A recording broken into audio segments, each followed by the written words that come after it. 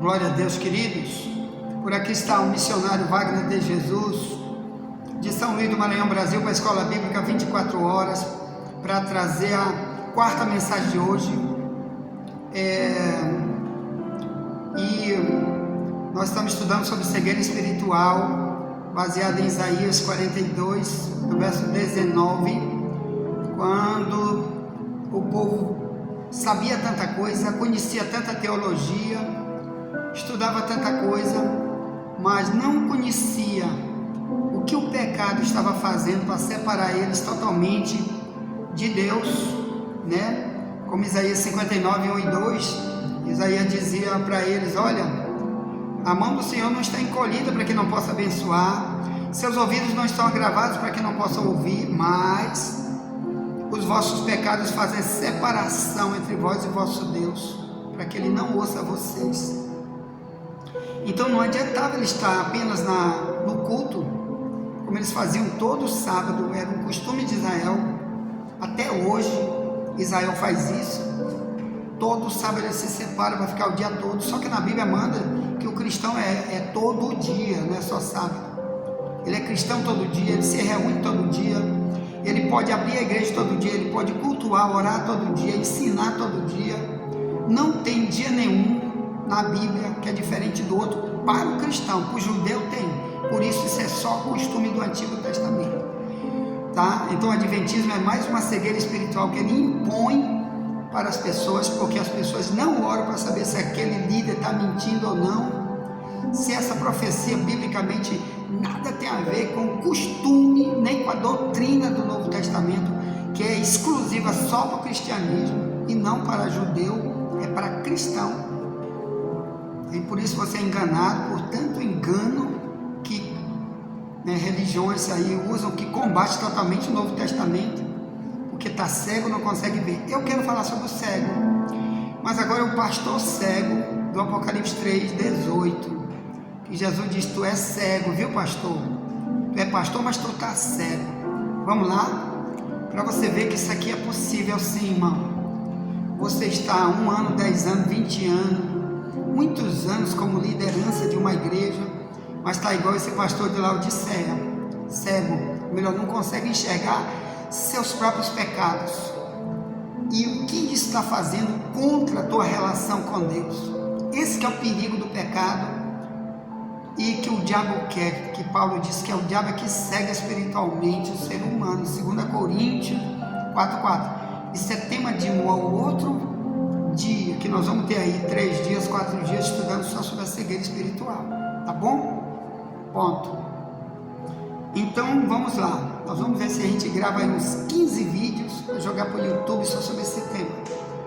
Mas vamos aqui para o pastor de Laodiceia, que é um quadro de muitos obreiros e membros de igrejas de hoje e de sempre, onde tem pessoas que querem imitar esse pastor aqui de Laodiceia, ou imitar Israel da época de Cristo, ou imitar Israel da época de Isaías, ou imitar Israel da época de Paulo, que sempre rejeitou Cristo. Poucos aceitavam Cristo nas pregações de Paulo. Sabe o que é isso? Cegueira espiritual. Não consegue enxergar que o Evangelho é a única mensagem de salvação que Deus deixou na terra. Tem que ser através das leis do Evangelho, dos mandamentos que o Evangelho traz e da santidade que Deus exige através do Evangelho, como diz Hebreus 12, 14, sem santidade ninguém verá o Senhor. Bem, vamos lá, Apocalipse 3, eu vou ler desde o verso 14, na minha tradução mais antiga. Eu tenho um pedido para você: busque, compre uma Bíblia, irmão, da tradução mais antiga, e use já, porque mais tarde você também não vai poder mais usar a Bíblia. Te lembra que aconteceu no Paquistão? O demônio entrou lá no islamismo do Paquistão, e eles perseguiram todas as pessoas que estavam ali como cristãos, e até uma Bíblia, se eles encontrassem uma Bíblia até no celular da pessoa, eles matavam, faziam as piores atrocidades, porque entrou um governo federal que dominou o Paquistão, um islamismo verdadeiro, porque tinha já o islamismo lá, mas era um islamismo frio, fora do Alcorão, e entrou o verdadeiro Islã igual o Hamas, e perseguiu todos que viviam ali como cristão, e até uma Bíblia. Isso vai ser igual ou pior, irmão, quando o anticristo aparecer, vai ser no mundo inteiro. Até uma Bíblia que ele tinha no celular ou na mão dentro de casa, eles incendiavam aquela casa, eles fuzilavam, eles matavam as crianças, matavam todo mundo da família. Eles pegaram cristãos, botavam dentro de saco plástico, tem um monte de vídeo aí no YouTube. Eles botavam no saco plástico transparente as pessoas vivas, os cristãos, principalmente missionário, pregador, e fechava a boca daquele saco plástico gigante na praça, aquele monte de gente presa, morrendo sem ar, né, asfixiada dentro daquele saco plástico em praça pública. Tá aí, digite aí no YouTube, que tá tudo isso aí no YouTube. Se você não quiser, peça que eu mande, entra no meu privado aí, ó, e peça que eu mande. Então chama o novo convertido para botar na escola bíblica. Então aproveite para chamar o novo convertido e pega meu número aí, ó, 984904763, no código do Maranhão 98. Essa que eu vou enviar para você. Porque os verdadeiros muçulmanos, que quem está ali no Hamas são os muçulmanos verdadeiros, que querem imitar Maomé, que fizeram aquela palhaçada lá com Israel. Todos são terroristas. Maomé foi o principal terrorista. Ele que usa a palavra terror várias vezes no capítulo 8 do Alcorão, no capítulo 5 do Alcorão, que está tudo aí. O Alcorão está todo na internet, no Google, irmão. Basta você digitar o capítulo Alcorão número 5, bota no Google, tu vai ler ele todo. Alcorão número 8, todo o Alcorão, tá bom? Tá tudo aí, né, para você ler. E se você for meia boca, não leia não, porque senão o diabo vai usar o Alcorão para te acabar, porque ele usa várias vezes o nome de Jesus no Alcorão, mas é um bandido, porque diz que Jesus foi um bom homem, mas nunca foi Deus, nunca era Messias, não é filho de Deus, não é coisa nenhuma. Ele insulta Jesus de todo jeito. Bem, vamos embora lá. Então, essa perseguição vai ser global. Então usa agora, meu irmão, a verdadeira Bíblia, porque já você também não vai poder ter o celular em lugar nenhum, nem Bíblia nenhuma. Na hora que começar a grande perseguição, tu vai ter que jogar essa Bíblia fora, ou então tu vai te esconder dentro de um mato, muito lá para dentro, como Jesus disse em Mateus 24:15 em diante. Quando você vê que a abominação que disse o profeta Daniel está no lugar santo, fuja para os montes, não volte para buscar nada na tua casa, não volte, porque vai haver uma grande perseguição como o mundo nunca viu e nunca haverá jamais igual. Bem, então vamos aqui, tá bom? Use a tradução mais antiga, melhor, para você entender melhor, porque está mais perto do original. Então, Apocalipse 3,14 diz: e ao anjo da igreja que está em Laodiceia escreve: isto diz o Amém, a testemunha fiel e verdadeira, o princípio da criação de Deus. Aqui é o próprio Cristo usando João para escrever uma carta. Cristo falando para ele, cerca de 80 anos depois da morte de Jesus, depois da ressurreição. Diz assim: eu sei as tuas obras, que nem és frio nem quente. Aqui está falando para o pastor da igreja. Tomara que foras frio ou quente. Assim, porque és morno e não és frio nem quente, eu vou te vomitar da minha boca. Como dizes: rico sou, estou enriquecido e de nada tenho falta, e não sabes que és um desgraçado, miserável e pobre, cego e nu. Aconselho-te que de mim compre ouro provado no fogo, para que te enriqueças, vestes brancas para que te vistas, e não apareça a vergonha da tua nudez. Isso aqui Deus um dia desse me mostrou no sonho, sobre um obreiro nuzinho dentro da igreja, nuzinho, só de cueca andando no meio do povo, e eles não sabem disso, que eles estão assim, igual aquela virgem lá, né, que Elas prepararam sua lâmpada, ele diz, não te conheço. Como tu vai ser uma noiva que não está preparada, porque está nua, noiva nua, né, de Mateus 25.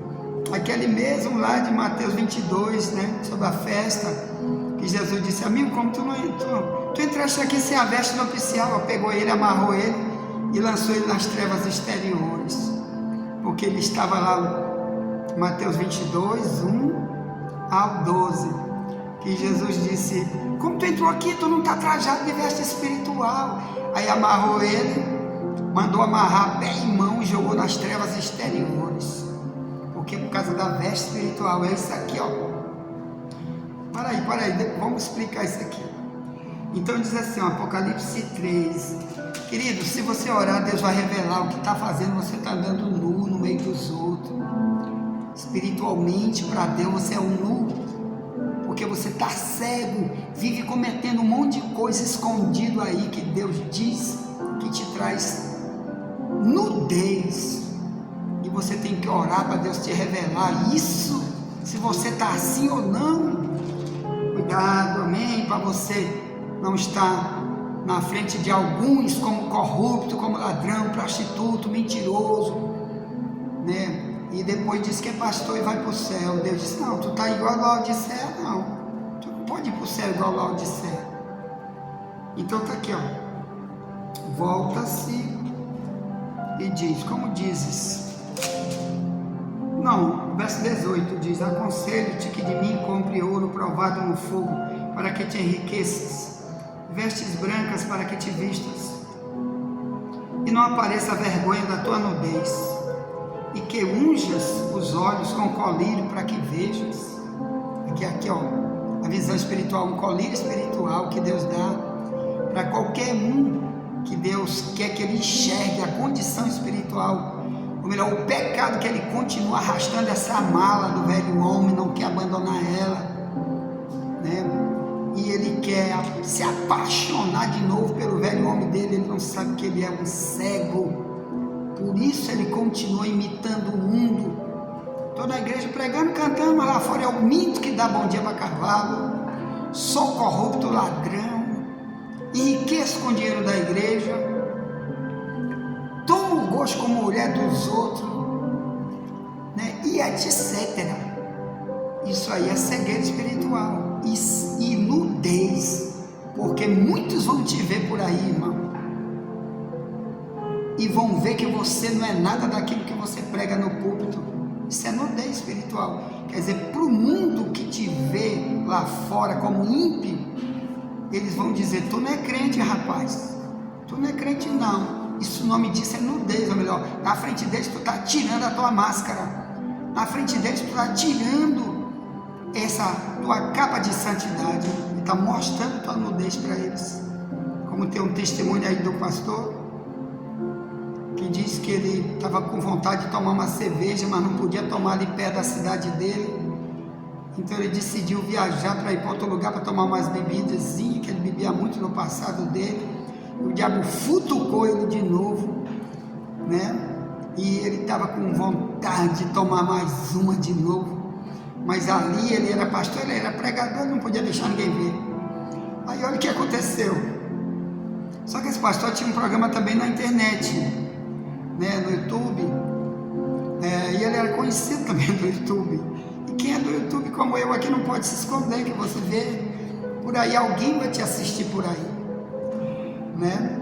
Aí tem um pastor colombiano que entrou comigo ontem, da Colômbia, que está nos vendo, nos assistindo, tem de Moçambique, tem de muitos lugares do Brasil, né, tem Venezuela.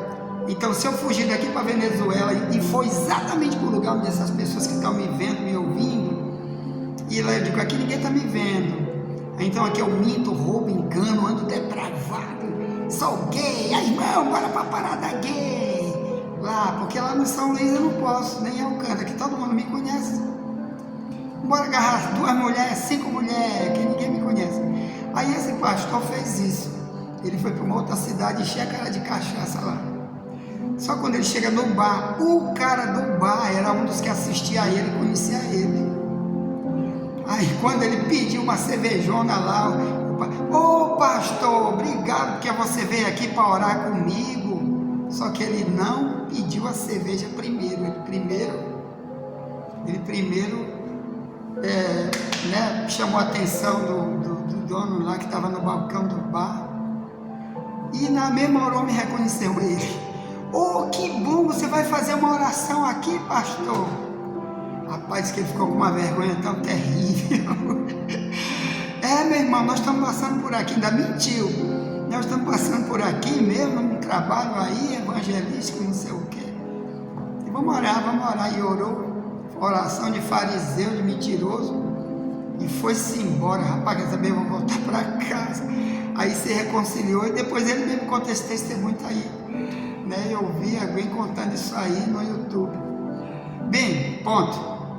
Esse pastor aqui, ele era um homem rico de Laodiceia, cheio da grana, como tem hoje multidão de líderes.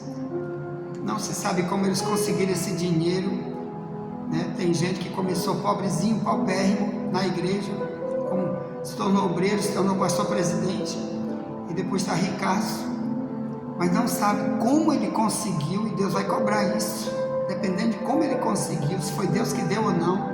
Se Deus que deu, é com propósito, de Lucas 12:48, que diz: a quem mais for dado, mais vai ser cobrado, que é outro tema depois do estudo que vamos ainda fazer aqui, de Lucas 12:48. Ontem estudamos o 47, anteontem, mas depois estudaremos o 48. Bem, meus irmãos, então o que aconteceu? Ele era um homem rico, esse pastor de Laodiceia, do Apocalipse 3, do Apocalipse, mas era um homem que Deus queria vomitar. Vomitar é uma expressão que ele usa no livro de Levíticos, para quando Israel fosse entrar na cidade e morar em Canaã, e se eles conseguissem continuar vivendo igual os ímpios, Deus iria vomitar, viu? Eles, tá bom? Isso está aqui no livro, mas depois eu vejo isso, tá bom? Então era apenas uma expressão, quer dizer, eu vou expulsar vocês da minha presença, da minha relação comigo. Teu nome não está mais no nome dos livros, do meu livro de como servo. Eu vou tirar você do meu rol de servo meu.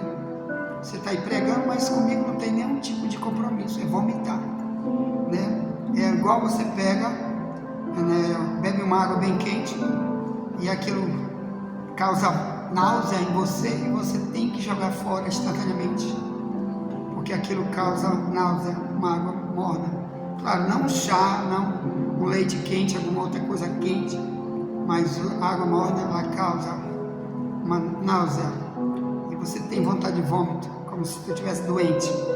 Então Deus estava dizendo que isso aqui estava adoecendo a relação dele com Deus, esse tipo de cristianismo, e por isso ele diz: tu não sabe que tu és cego, tu não sabe que, porque tu não sabe que é cego, tu também não sabe que tu é um desgraçado. A minha tradução mais antiga é desgraçado, que é desgraçado é sem a graça. O povo está dizendo: nós somos salvos pela graça. Mentira, meu irmão, não é só isso não, tem um monte de coisa que Deus exige da gente, não é só isso não. Isso foi pregadores mentirosos, principalmente líderes que iniciaram no Brasil, chamado a Igreja Presbiteriana, que começou a inventar isso. E tu não sabe que quem trouxe a Igreja Presbiteriana para o Brasil foi a maçonaria.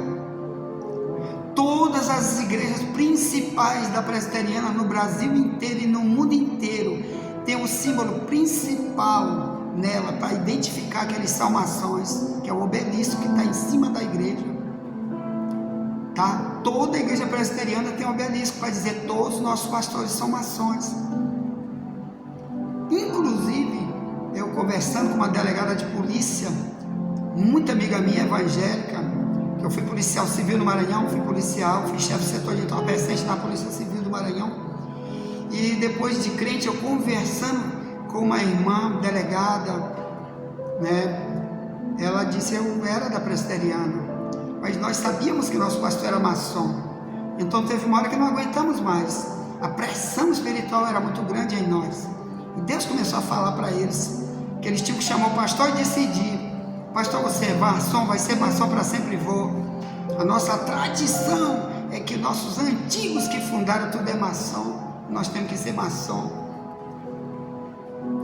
Irmão, para início de conversa, quem fundou a maçonaria no mundo inteiro foi um presbiteriano. Pode botar bem no Google, quem fundou a maçonaria foi um pastor presbiteriano, para te ver. São os próprios maçons que falam isso, e está lá nos livros de registro que estão no Google, está tudo registrado, tá bom? Que escreveu Anderson, o nome dele, Anderson, foi que fundou com outro maçom, também presbiteriano, a maçonaria, tá bom? Há 2 séculos atrás, ou 3 séculos mais ou menos, nós escrevemos 3 livros sobre maçonaria, inclusive 2 só para falar do Vaticano, que está cheio de emblema maçônico, né? Porque ali o maior obelisco do mundo está no Vaticano, bem na frente. Sabe o que é o obelisco? Que é um dos símbolos principais da maçonaria. É o pênis de um deus chamado Horus do Egito. Bota no Google aí, porque tu vai ver, está toda a explicação, símbolos da maçonaria. Um deles é o pênis, que está em cima da igreja presbiteriana, em cima de um monte de igrejas batistas tradicionais, um monte de outras denominações que botam o obelisco trepado. Aquele é o pênis de um deus chamado Horus do Egito, né? O olho que tudo vê, que está na nota de $1, é o olho de Horus, que eles chamam de olho de Deus, mas é Deus da maçonaria, que é o diabo, Lúcifer. Então, meus amados irmãos, multidão de gente está abandonando a maçonaria. Inclusive aí tem um testemunho, muitos testemunhos de pastores que foram maçom grau 33, e eles denunciam aí um monte de pastores aí de denominação grande que continuam sendo maçom. Pode botar no YouTube aí, ó, o pastor Saad, Saad. Se você entrar no meu privado, eu vou enviar para você o testemunho dele, e ele dizendo: eu era pastor da igreja batista e ao mesmo tempo grau 33, e Deus me revelou que eu estava errado. Mas ele diz: ó, você aí, ó, que é pastor maçom no Rio de Janeiro, ele é do Rio de Janeiro, e ele disse: você tem um diploma de maçonaria do ano tal até o ano tal, você sabe que tem a minha assinatura, ele disse, porque fui eu que fui o presidente geral da maçonaria do ano tal até o tal no Rio de Janeiro, ganhava R$50 mil de salário da maçonaria, só para ser maçom. Testemunho está aí. Aí ele está dizendo o nome do pastor fulano, cicrano, beltrano, que você conhece como muito conhecido, mas estão lá nos púlpitos de hoje, né? Isso porque é um testemunho antigo. Se fosse de agora, quantos não já estão lá, né? Por causa do dinheiro do diabo, que está levando muitos para esse caminho e trazendo demônio para dentro da igreja. Tem um dos testemunhos dele que ele disse que uma irmã no culto dizia: olha por mim, pastor. Aí ele dizia para si mesmo: eu que estou precisando de oração, porque ele sabia que estava errado como maçom, e ela vem pedir oração para mim, entendeu? Muitos irmãos sabem, mas não querem perder, igual a Odisseia, mas Deus está expulsando eles, estão expulsos e não sabem do reino. Então te reconcilia você, pastor maçom. Nós escrevemos um dos livros exclusivos sobre maçonaria, chamado O Lado Oculto da Maçonaria, para estudar apenas os símbolos, como aquele símbolo da bandeira de Israel, que nada tem a ver com a estrela de Davi. Aquilo ali é muito mais antigo do que Abraão, aquele símbolo. Os povos antigos usavam aquilo para invocar demônio, aquele negócio entrelaçado lá, 2 caras de um bode, viu, irmão? Aquilo ali é um homem com a mulher fazendo sexo. É assim que explica o livro de Moral e Dogma, que é o livro principal de maçonaria. O que é o esquadro e compasso quando eles dois se juntam para formar a estrela de Davi? Viu? É uma mulher e um homem fazendo sexo, e você usa isso aí como se fosse coisa normal. Tu não sabe que quem deu isso aí foi a ONU que deu aquilo na bandeira de Israel. Todos eram maçons que fizeram aquilo ali, que deram a bandeira de Israel, né? A primeira bandeira Foi agora a declaração da ONU, foi eles que deram, né, aquela estrela que é da maçonaria, não é de Davi. Davi nunca fez estrela, não há um versículo bíblico, nem na história, nem na Bíblia, que diga que Davi fez alguma estrela, entendeu? Isso é maçonaria, e quem não investigue na hora, Deus nunca vai. Eu uso esse símbolo hoje na bandeira, né? Eu até tenho um desenhozinho que eu envio, ó, eu apoio Israel, porque Israel hoje se identifica com esse símbolo, que é essa estrela chamada de Davi, mas eu sei que aquilo ali não tem nada a ver, uma mentira que o diabo usou para dizer que é a estrela de Davi, e muitos de nós somos mulas carregando coisa do diabo, que é maçonaria. Por isso tem muitos símbolos, como preto e branco no chão de muitas igrejas por aí, que ali quer dizer Deus e o diabo andando junto, como anda na maçonaria.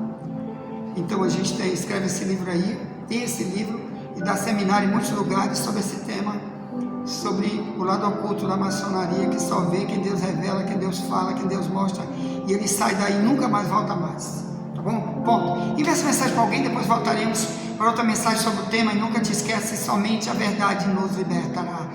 Amém. Vou correr porque eu vou viajar agora ao Alcântara. Olha por mim, estou orando você, e nunca te esquece, estamos precisando de um novo celular para gravar os dois. Eu estou em Alcântara, mas não vou poder gravar vídeo lá, só áudio, porque eu estou precisando gravar vídeo, porque tem pessoas precisando também assistir os vídeos, ponto, tá? Pessoas que não têm acesso ao WhatsApp, só aos vídeos, amém.